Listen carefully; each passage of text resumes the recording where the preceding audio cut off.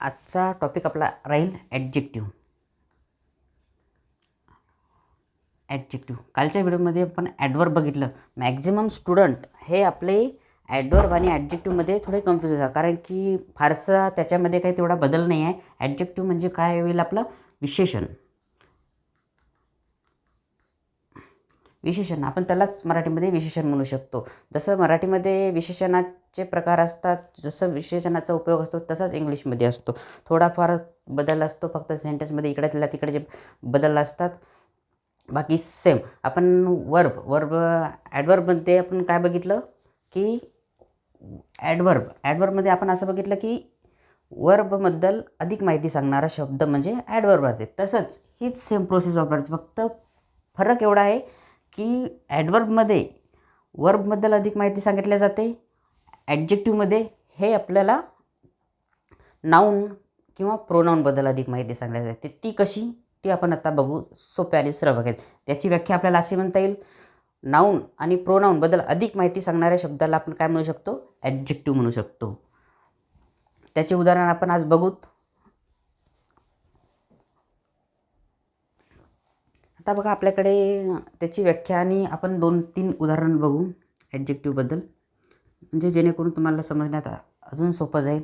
Noun आणि प्रोनाऊनबद्दल अधिक माहिती सांगणाऱ्या शब्दाला आपण काय म्हणतो, ॲडजेक्टिव्ह म्हणतो. तसंच ॲडवर्ब आणि ॲडजेक्टिव्ह याच्यामध्ये मॅक्झिमम कन्फ्युजन होते. त्यामुळं सोपी त्याची ट्रिक आहे.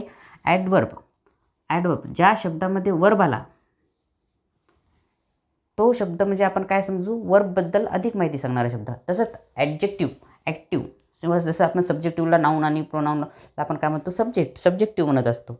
ठीक आहे. तसंच नाही का, आपण या ट्रिकनं लक्षात ठेवू, ॲडजेक्टिव्ह म्हणजे नाऊन आणि प्रोनाऊनबद्दल अधिक माहिती सांगणारा शब्द म्हणजे ॲडजेक्टिव्ह राहील, आणि ज्याच्यामध्ये वर्ब हा शब्द ॲड झाला तो शब्द आपला काय राहील, वर्बबद्दल अधिक माहिती सांगणारा शब्द राहील. मॅक्झिमम विद्यार्थी काय करतात, ॲडवर्ब म्हणजे विशेषण ठेवतात आणि ॲडजेक्टिव्ह म्हणजे क्रियाविशेषण ठेवतात. मॅक्झिमम ही अल्टापलेटी राहते, कोणाची राहते, जे पाठांतर करते त्याची. समजून घेत नाहीत अशा विद्यार्थ्यांचा हा मॅक्झिमम प्रकारचा आपल्याला कन्फ्युजन आहे. त्यामुळे नाही का, ॲडजेक्टिव्ह आणि ॲडवर्ब हे 2 अलग अलग घटक आहेत आणि अलग अलग त्याचा मिनिंग होतो, हे लक्षात ठेवायचं आहे. तर बघा, आपण 3 उदाहरण दिले. शी हॅज अ स्मॉल डॉग. याच्यातला नाऊन कोणता आहे, नाऊन आपला कोणता आहे, ते डॉग म्हणजे नाऊन म्हणता येईल. हा स्काय म्हणजे नाऊन म्हणता येईल. आकाश, ही कशाबद्दल माहिती सांगितली, ब्ल्यू. आकाश हे काय कलरचं आहे, निळ्या कलरचं आकाश आहे. म्हणजे आपल्याला स्कायबद्दल अधिक माहिती सांगितली. इथे डॉग आहे, पण कसा आहे, लहान आहे, त्यामुळं हा स्मॉल काय येईल, आपला ॲडजेक्टिव्ह येईल. रूम आहे आपली, कशी आहे, थंडी आहे. रूम आहे पण कशी, थंडी आहे, चिल्ड आहे. त्यामुळं हा रूम हा शब्द आपल्याला या वाक्यामध्ये कशाचं काम करतो, ॲडजेक्टिव्हचं काम करतो. तसंच आपण एक ॲडवर्बचं उदाहरण बघू, म्हणजे जेणेकरून तुम्हाला अजून लक्षात येईल. एक बघू आपण.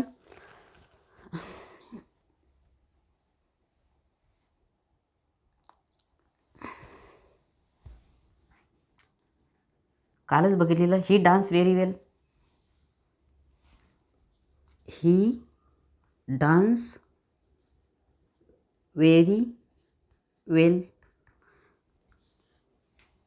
आणि एक दुसरं उदाहरण बघू. He dance very well. She is a dancer करू. She is a dancer. या वाक्यामध्ये 2 फरक आहेत. ती डान्स छान करते. आपण ती क्रिया करणं कोणती चालू आहे, डान्सची क्रिया करणं चालू आहे. कशी चालू आहे, छान चालू आहे. ती डान्स कशी करते, छान करते. पण ती एक डान्सर आहे. ही कशाबद्दल माहिती सांगितली आपण, नामाबद्दल. पण ही क्रियापदाबद्दल. क्रियापद कोणतं आलं, याच्यातला वर्ब कोणता येईल, डान्स. हा आपला वर्ब झाला. वर्बमध्ये अधिक माहिती सांगणारा शब्द कोणता आहे, वेल. बरोबर आहे, वेर. शी इज अ डान्सर.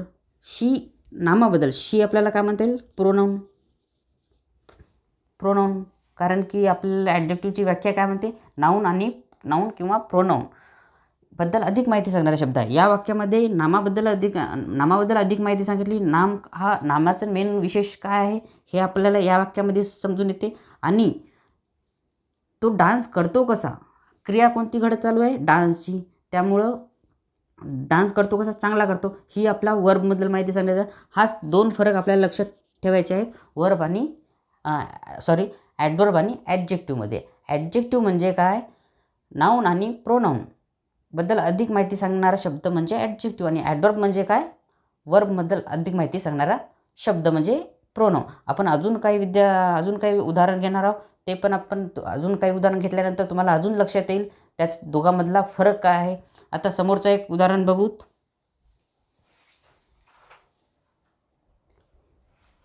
आपल्यासमोर काही शब्द आहेत जसं की ग्रेट, हँडसम, हे अशा प्रकारचे जे शब्द येतील ते कशामध्ये राहतील, आपले ॲडजेक्टिव्हमध्ये राहतील. आता बघा इथं दिलेलं आहे great. She is a greatest guys असं म्हणू शकतो.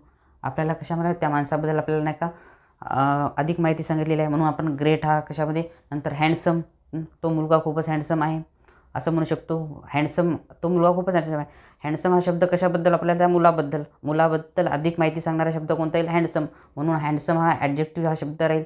लवली, तसंच टेस्टी, आपण खाल्लेली आजची जिलेबी ही खूपच टेस्टी आहे, त्याच्यातलं नाऊन कोणतं येईल, जिलेबी हे एक नाऊन आहे. नाऊनबद्दल अधिक माहिती सांगणारा शब्द कोणता येईल आपला, टेस्टी. जसं इंटेलिजंट, मॅथचा शिकवणारा टीचर तो खूपच इंटेलिजंट आहे. टीचर हा आपला कोणता शब्द येईल, नाऊन येईल, बरोबर आहे.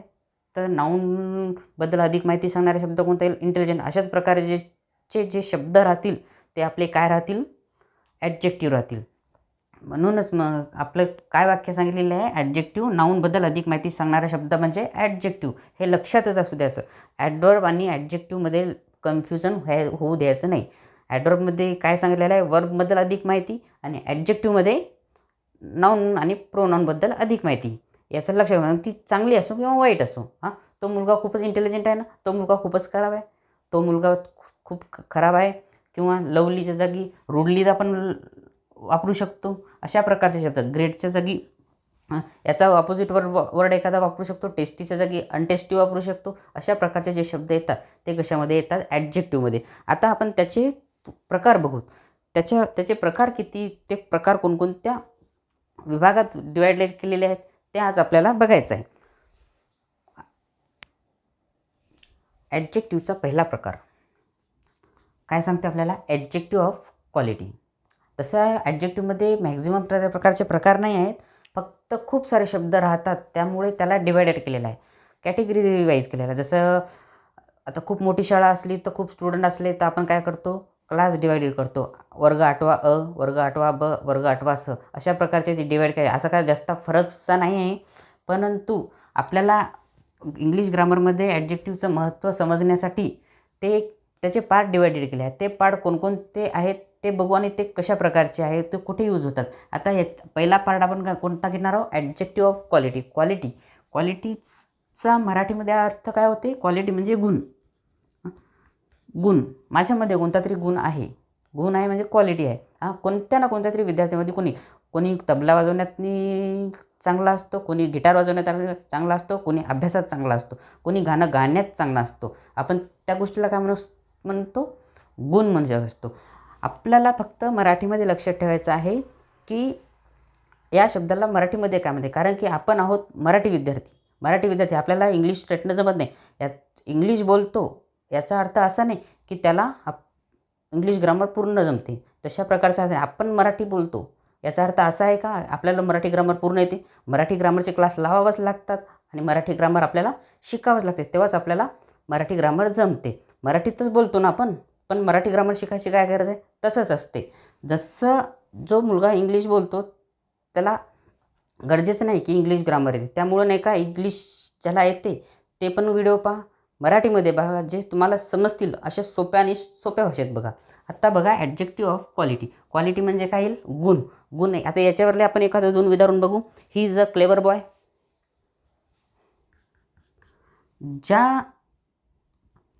याची व्याख्या अशी येईल, काय काय म्हणता येईल आपल्याला? विशेषणची व्याख्या काय झाली? नाऊन आणि प्रोनाऊनबद्दल अधिक माहिती सांगणारा शब्द.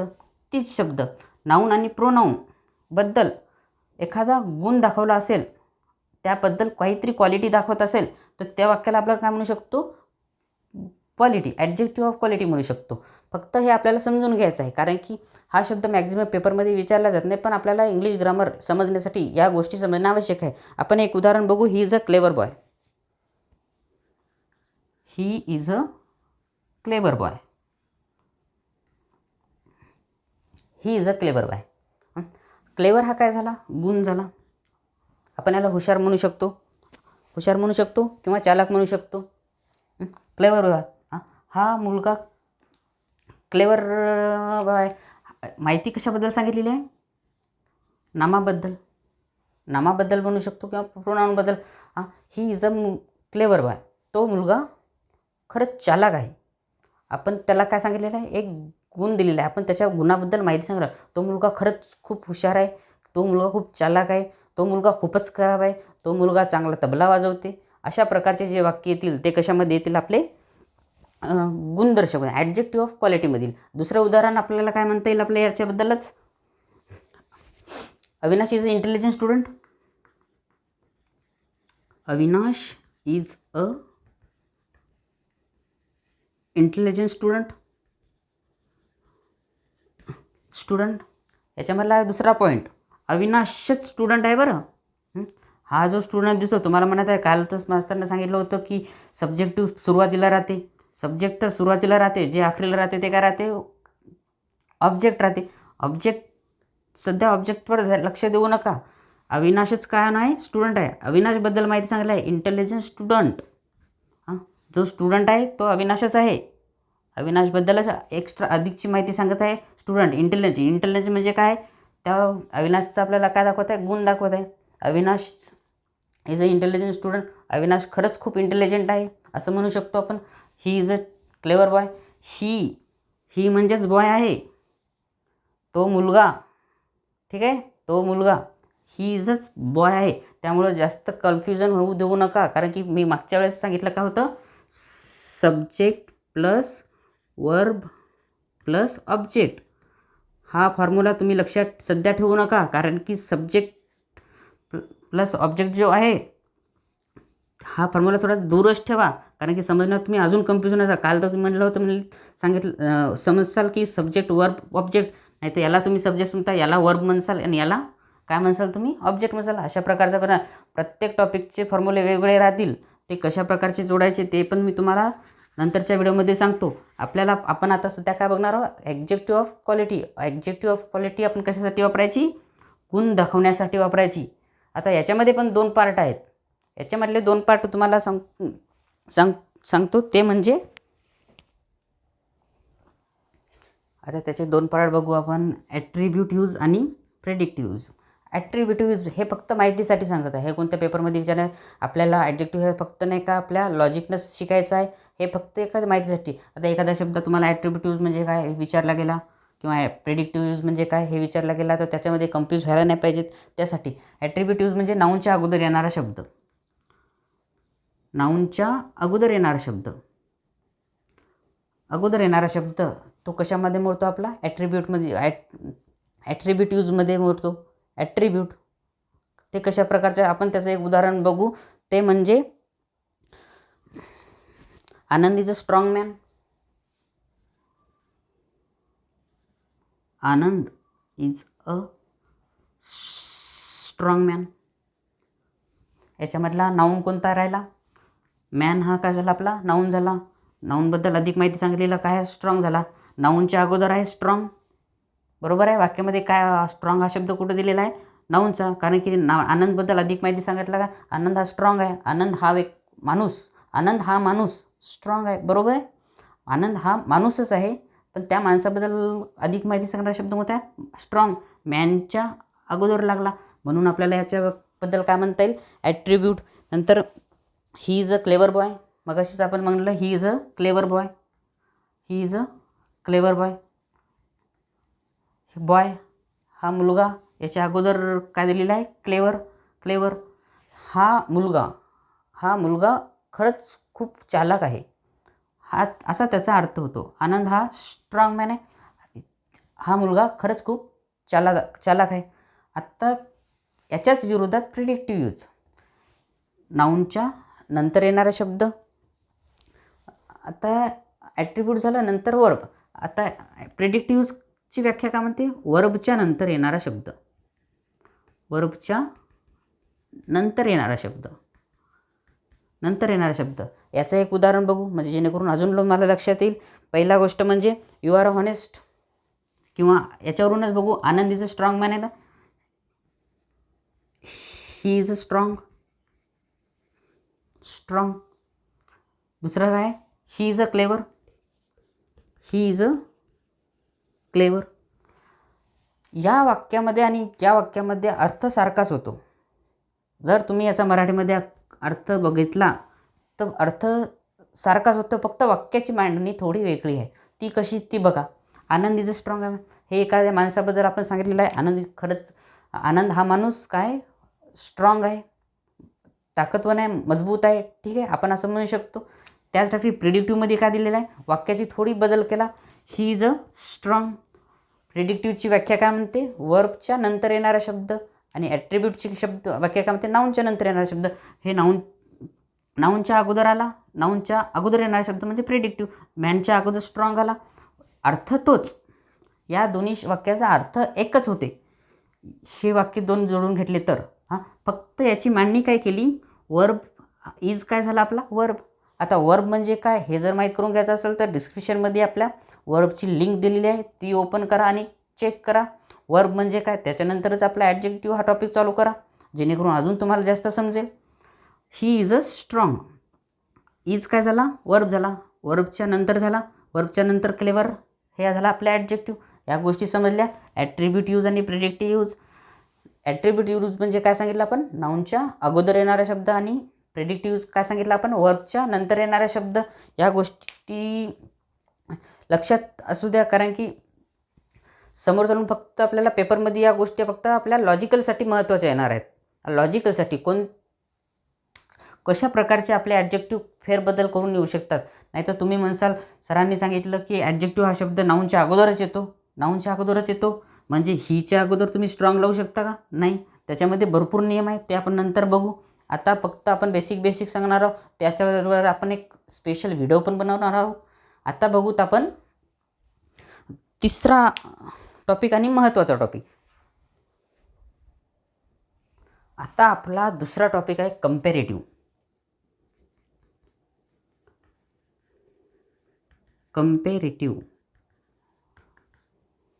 कंपॅरेटिव्ह शब्दातच त्याचा अर्थ दडलेला असतो. कंपेअर म्हणजे काय होते? तुलना. तुलना. मी सांगितलं शब्द हा तुम्ही रट्टा मारू नका. या शब्दाचा अर्थ काय हे समजला म्हणजे तुम्हाला पूर्ण ॲडजेक्टिव्ह समजला, किंवा या टॉपिकवर पूर्ण तुम्हाला सोल्युशन समजलं असं आपण गृहीत धरू. कारण की कंपेअर म्हणजे काय? तुलना. वाक्यामध्ये जर नाऊन आणि दोन व्यक्तीची तुलना केली तर वाक्यामध्ये जर दोन व्यक्तीची तुलना केली तर त्याला आपण काय म्हणू शकतो? कंपॅरेटिव्ह म्हणजे तुलना. याचं आपण एक दोन उदाहरण. त्यासाठी आपल्याला काय समजून घेणं गरजेचं आहे? याच्यामध्ये दोन टॉपिक दिलेले आहे, कंपॅरेटिव्ह आणि सुपर रिलेटिव्ह. हे दोन्ही आपण सोबतच विचारात घेऊ. कंपॅरेटिव्ह म्हणजे दोन वाक्याची तुलना. आता एक उदाहरण सांगतो, याच्यावरून तुम्हाला अजून एक सोपं लक्षात येईल. My brother is taller than you. My brother is taller than you. याच्यामध्ये काय दिसत आहे तुम्हाला? या वाक्यामध्ये दोन व्यक्तीची तुलना केलेली आहे, दिसत आहे. एक माझ्यामध्ये आणि एक माझ्या भावामध्ये, एक तुझ्यामध्ये. दोन व्यक्ती दिसत आहे. दोन व्यक्तीमध्ये काय दाखवत आहेत? My brother is taller than you. माझ्या भावापेक्षा माझा भाऊ तुझ्यापेक्षा उंच आहे, असा त्याचा मराठीत अर्थ होतो. काय दिलेली आहे? दोन वाक्यामध्ये तुलना केली आहे, त्यालाच आपण काय म्हणू शकतो? Comparative degree. कंपॅरेटिव्ह डिग्री आणि हे सुपर रिलेटिव्ह डिग्री. ॲडजेक्टिव्हमध्ये 2 डिग्र्या पडतात, एक कंपेरेटिव्ह आणि एक सुपरलेटिव्ह. कंपेरेटिव्ह डिग्रीमध्ये आपण काय म्हणू शकतो, ज्या वाक्यामध्ये 2 व्यक्तीची तुलना केलेली असेल, त्या 2 व्यक्तीबद्दल जर अधिक माहिती सांगितली असेल तर त्याला आपण काय म्हणू शकतो, कंपेरेटिव्ह डिग्री म्हणू शकतो. दुसरं उदाहरण बघू म्हणजे अजून तुम्हाला लक्षात येईल. दुसरं उदाहरण आहे आपला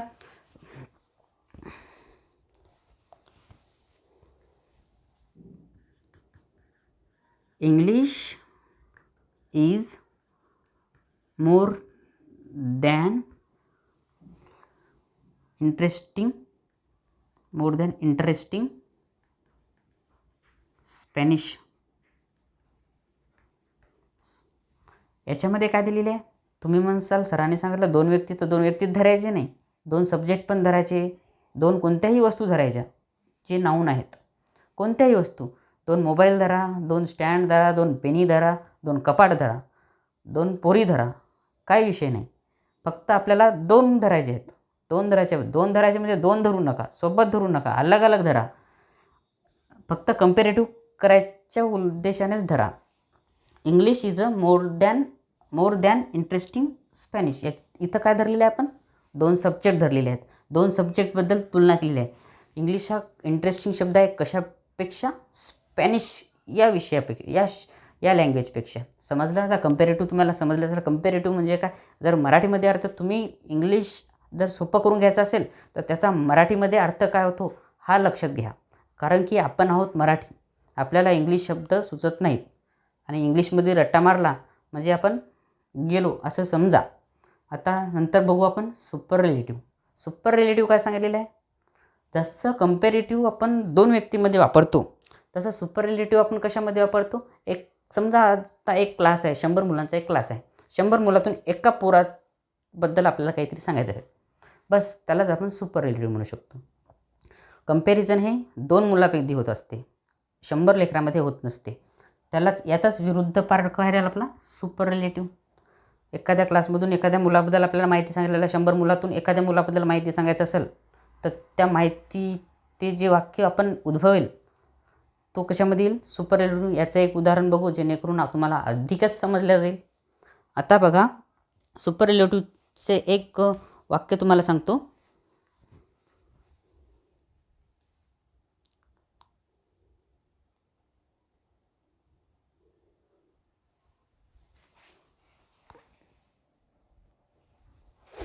आपल्याला एक वाक्य लक्षात येईल, Sachin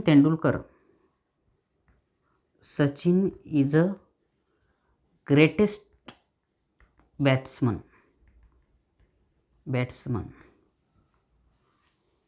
Sachin is a greatest batsman. आता याच्यामध्ये आपण काय केलं, एकट्या सचिन तेंडुलकर त्यांना एकट्यालाच उभं केलं. कितीतरी बॅट्समन आहेत, बॅट्समन खूप आहे, कोणाबद्दल तुलना केली, फक्त आपण एवढं सांगितलं की सचिन खरंच एक एक चांगला बॅट्समॅन आहे, ग्रेट बॅट्समॅन आहे असं आपण म्हणू शकतो. एखाद्या मुलामधून खरंच अनिकेत हा मुलगा खरंच हुशार आहे, क्लासमधून अनिकेत हा हुशार मुलगा आहे असं म्हणू शकतो. कारण की त्याची तुलना होत नाही पण त्याला आपण काय करत आहे, सुपर करत आहे. अशा प्रकारचे वाक्य जे कशामध्ये येतात, सुपरलेटिव्ह डिग्रीमध्ये येतात. आता याच्यानंतरचा टॉपिक आपला असा आहे, 3 फेज आहेत आपले.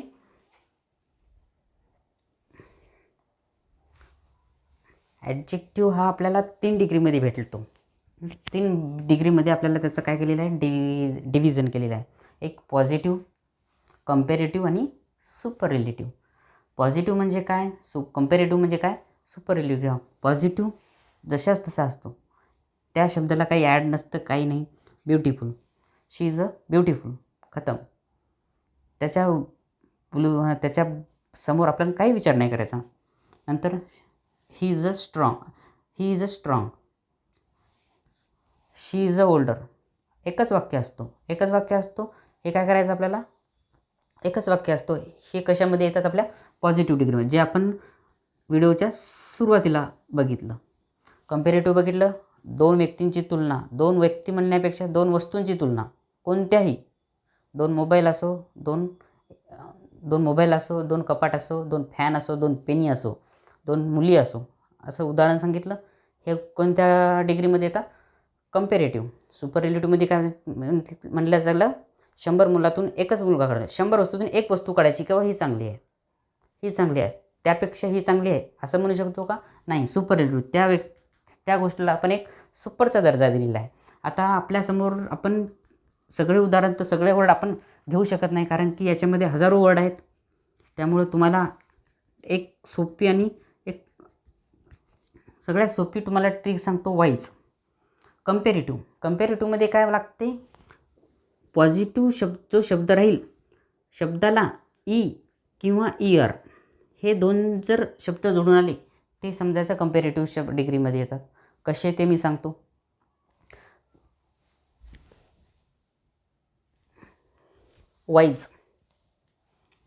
वाईज म्हणजे आपल्याला काय म्हणता येईल?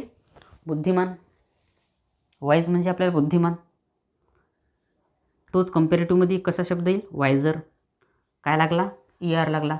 इथं पहिलेच ई आहे तर दोन ई लावायचे का आपल्याला? नाही. ER लागला, बरोबर आहे. हे आपल्याला कशामध्ये? कंपेरेटिव्हमध्ये येईल. Older. My brother older than you असं म्हणू शकतो. जिथं ER लागला, ओल्डर दॅन यू, काय झाली? कंपॅरिझन झाली. वायझर, माय सिस्टर वायझर दॅन ही सिस्टर असं म्हणू शकतो, किंवा वायझर दॅन यू. दॅन हा शब्द लागतो याच्यामध्ये, कशामध्ये? कंपेरेटिव्हमध्ये काय लागतो? दॅन हा शब्द लागतो. दॅन यूच्या समोर नाही का हे शब्द लागतात, वायझर, ओल्डर किंवा स्ट्रॉंगर. हे नंतर विकर, हे शब्द लागतात. काय लागला? ई किंवा ER. मॅक्झिमम 80% ई किंवा ERच लागतात. आता आहे हे ब्युटिफुल आहे. आता ब्युटिफुलला जर आपण कंपॅरेटिव्हमध्ये घेतलं तर आपण त्याच्यासमोर ER लावू शकतो का? नाही लावू शकत. का लावू शकत नाही? त्याचं पण एक तुम्हाला वाक्य सांगतो. वाईज हा आपण कसा बोललो? एकाच अर्थामध्ये बोललो. एकदा बोललो आपण वाईज. आणि ब्युटिफुल याच्यामध्ये किती अक्षर आहेत? 2. एक ब्युटी आणि फुल. जे शब्द जोडून आले, 2 शब्द असे वाटत आहेत, दोनदा आपण त्याचा 2 शब्द जसे जोडून आले त्याच्यासमोर आपल्याला काय लावायचं आहे? हा ब्युटिफुल जशाच तसा ठेवायचा. इकडे बघा, वीक हा एकच शब्द आहे. स्ट्रॉंग एका वाक्यामध्ये एकाच श्वासामध्ये आपण ते शब्द बोललो. ओल्ड एकाच श्वासामध्ये ते बोललो. पण ब्युटिफुल आपण एका श्वासामध्ये बोललो का? नाही. याच्यामध्ये काय दिलेलं आहे? एक ब्युटी आणि दुसरा फुल, हे 2 शब्द दिलेले आहे. असे जर शब्द आले तर त्या शब्द तसाला तसाच ठेवायचा, पण त्याच्यासमोर काय लावायचं आपल्याला? मोर हा शब्द लावायचा. म्हणजे she is more than beautiful your brother असं म्हणू शकतो, युअर सिस्टर असं म्हणू शकतो. नंतर आपले कोणते? सुपर रिलेटिव्हमध्ये आपल्याला काय म्हणता येईल? ज्या शब्दाच्या आखरीला EST लागेल त्या. नंतर आपण सुपर रिलेटिव्ह म्हणजे wisest, oldest. She is a oldest man. आपण काय म्हणलं? She is a oldest man. त्या माणसाबद्दल आपण काय केली? त्या माणसाला आपण एक वेगळं नाव दिलेलं आहे. 100 लोकांमधून त्याला आपण काय म्हणलेलं आहे? तो खरंच वयस्कर मुलगा आहे. स्ट्रॉंगेस्ट. 100 माणसांमधून एखाद्या व्यक्तीला काढून स्ट्रॉंगेस्ट म्हणलं, she is a strongest guys असं म्हणू शकतो. आपण कोणाबद्दल कंपॅरेटिव्ह केली का? नाही. नंतर विकेस्ट काय लागलं? सुपर रिलेटिव्हमध्ये EST हा आखरीला शब्द लागला. आता राहिला ब्युटिफुल. जे शब्द 2दा आले, एक ब्युटी आणि फुल असे शब्द आले तर आपल्याला त्या काय म्हणलं? इंटेलिजंट पण आपण तसंच म्हणू शकतो. त्याचे उदाहरण आपण नंतर बघू. जे 2दा शब्द आले त्याला काय आपण इथं काय लावलं? More than. आपण नाही का एखाद्या मुलीला मोस्ट ब्युटिफुल म्हणू शकतो. जे शब्द 2 वेळा उच्चारले गेले त्याला आपण काय म्हणू शकतो? मोस्ट आणि मोर. बस 2 वाक्य लक्षात ठेवायचे, मोस्ट आणि मोस्ट. मॅक्झिमम हा शब्द हे शब्द जास्त यूज होत नाहीत. मॅक्झिमम वर्डचेच एक ओल्डर दॅन, स्ट्रॉंगर दॅन, विकर दॅन. मोर ब्युटिफुल एखाद्या वाक्यामध्ये राहतो. 2 शब्द जर जोडून आले की समजायचं काय लावायचं, कंपॅरिझन करायचं असेल तर मोर लावायचं. आणि जर उचलून ठेवायचं असेल 100 लोकांमधून एकाला जर सुपर ठरवायचं असेल तर आपल्याला काय लावायचं आहे, मोस्ट लावायचं आहे. ठीक आहे. आता याच्यानंतरचा महत्त्वाचा टॉपिक काय राहील आपला,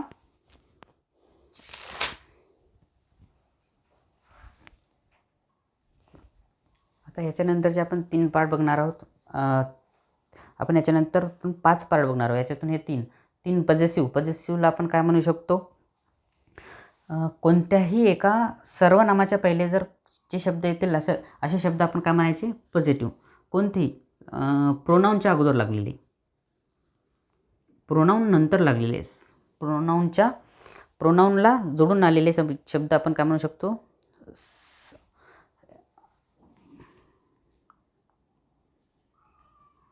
प्रोनाऊनला जोडून आलेले शब्द. जसं काही युअर पेन,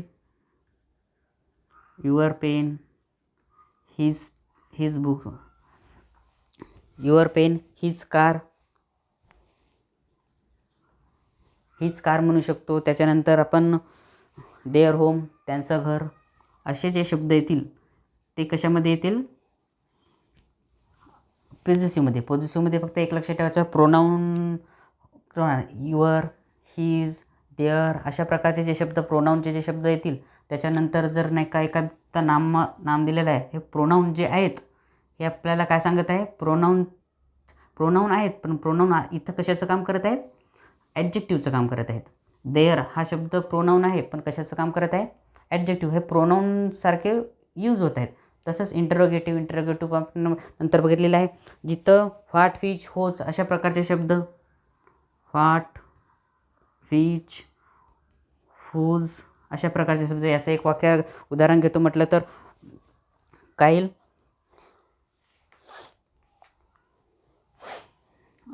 एक बघू आपण, which book do you have, नंतर क्वेश्चन मार्क. व्हिच बुक हा इंट्रोगेटिव्ह कशाचं काम करत आहे सध्या, कोणतं बुक म्हणजे तुला जे पाहिजे ते बुक. हे कशाचं काम करत आहे, इंट्रोगेटिव्हचं काम करत आहे. जिथं प्रश्न विचारला आहे तिथं क्वेश्चन अख्ख्या वाक्यामध्ये क्वेश्चन मार्क दिसला आणि त्या क्वेश्चनमध्ये असं आलं की ॲडजेक्टिव्ह ओळखा, तर तिला इंट्रोगेटिव्ह लिहून टाकायचं. त्यामुळं तेवढं काही हे मॅक्झिमम जे आहेत ते जास्त यूज न होणारे शब्द आहेत. नंतर आपण घेऊ इंडेफिनिटमध्ये काय येईल, जसं की एनी, बोथ, एनीवन अशा प्रकारचे जे शब्द क्रिया ॲडजेक्टिव्ह म्हणून काम करतात हे कशामध्ये येतात, इंडेफिनिटीमध्ये. जसं की बघू, होल म्हणजे पूर्ण. अशा प्रकारचे जे शब्द येतात ते कशामध्ये येतात, आपले इंडेफिनिटीमध्ये येतात, आयडेंटिफिनिटी. ठीक आहे. अजून याच्यानंतरचे आपले 2 पार्ट आहेत.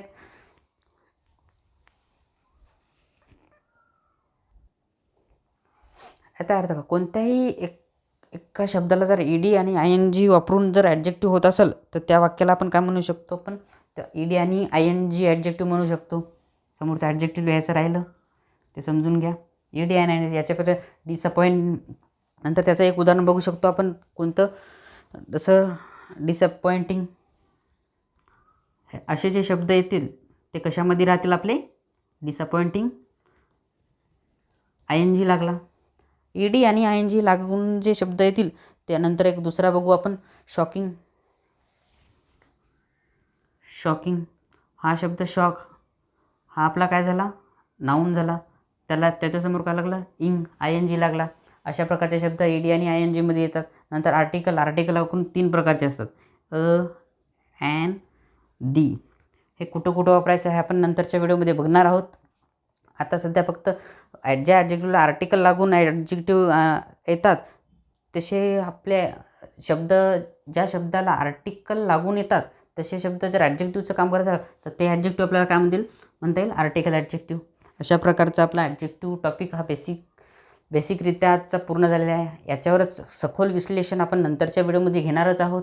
हे फक्त ॲडजेक्टिव्ह म्हणजे काय, ॲडजेक्टिव्ह कोणकोणत्या प्रकारचे राहतात याबद्दल आपण आज माहिती बघितली. त्यासाठी जर तुम्हाला समजलं असेल तर व्हिडिओला सबस्क्राईब करा आणि ॲडजेक्टिव्ह समजण्यासाठी पहिले ॲडवर्ब पण परफेक्ट करून घ्या, जेणेकरून ॲडवर्ब आणि ॲडजेक्टिव्ह याच्यामध्ये खिचडी होणार नाही. मॅक्झिमम थोडाफार कोणताही विद्यार्थी खिचडी कधी होते, जेव्हा तो रट्टा मारतो. रट्टा मारायचा नाही. आपल्याला इंग्लिशमध्ये पाठांतरही करायचं नाही, फक्त आपल्याला समजून घ्यायचं आहे आणि तेच लॉजिक आपल्याला पेपरमध्ये टाकवायचं आहे. अशा प्रकारचे आपला विशेषण ॲडजेक्टिव्ह हा टॉपिक पूर्ण झाला, बेसिकरित्या पूर्ण झाला. याच्यावर सखोल विश्लेषण आपण नंतरच्या व्हिडिओमध्ये घेऊ. धन्यवाद.